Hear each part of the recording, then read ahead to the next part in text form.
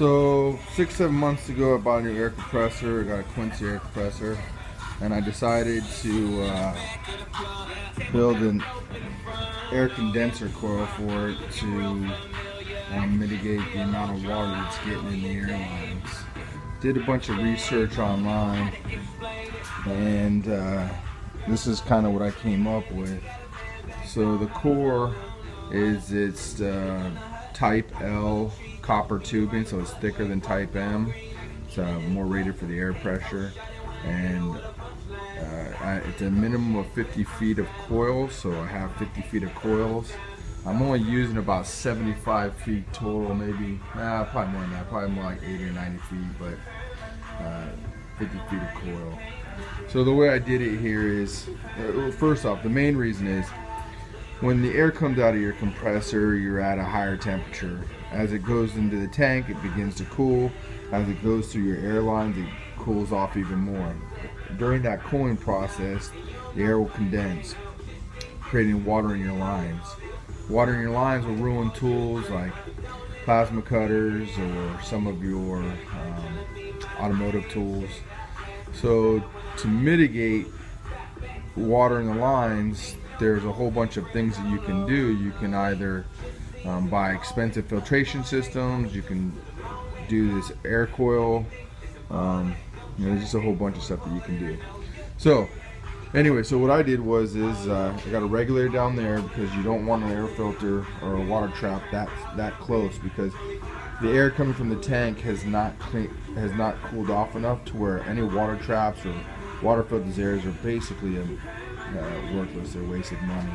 So there I regulate the air to 120 psi. Right now, I think this thing goes up, usually at around 160.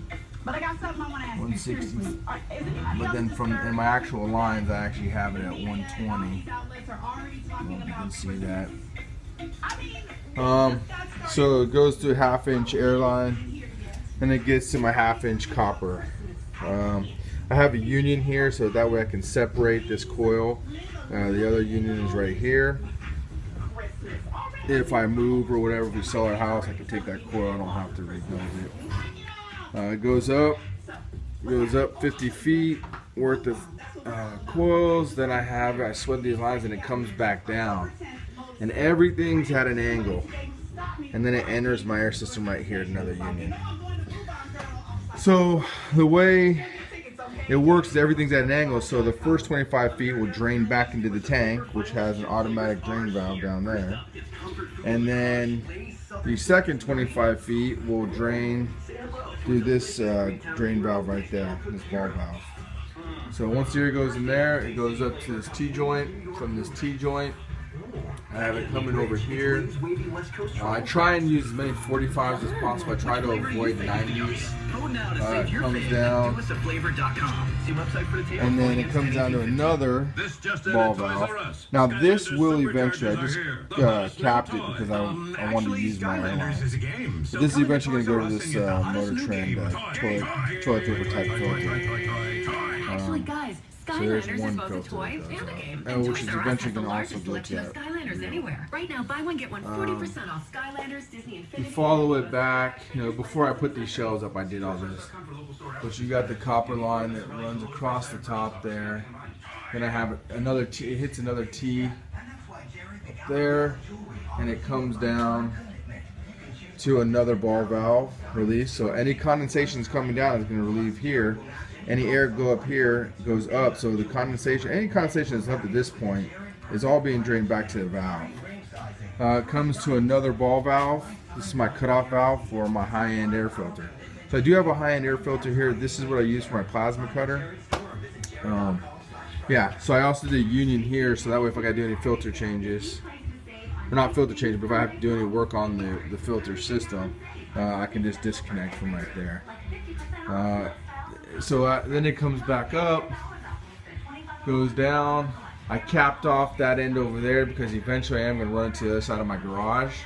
But then the copper line comes down again to another ball valve, and then another cutoff valve, so it comes back up. And then this comes like just a little cheap Harbor Freight air filter. I think at some point I'm going to put an air oiler there for my air tools.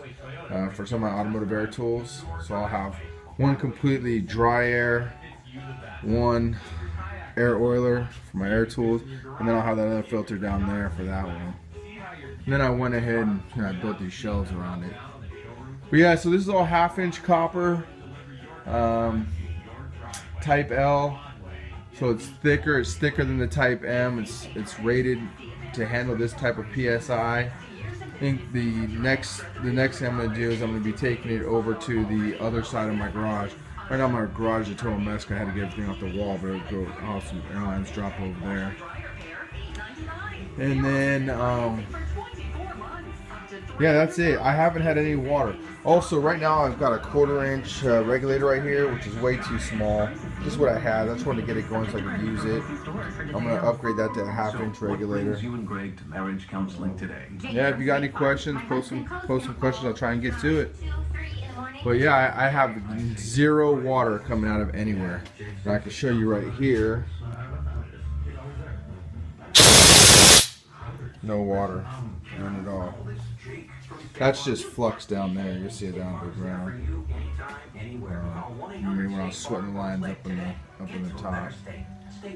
Yep, no leaks. That's it.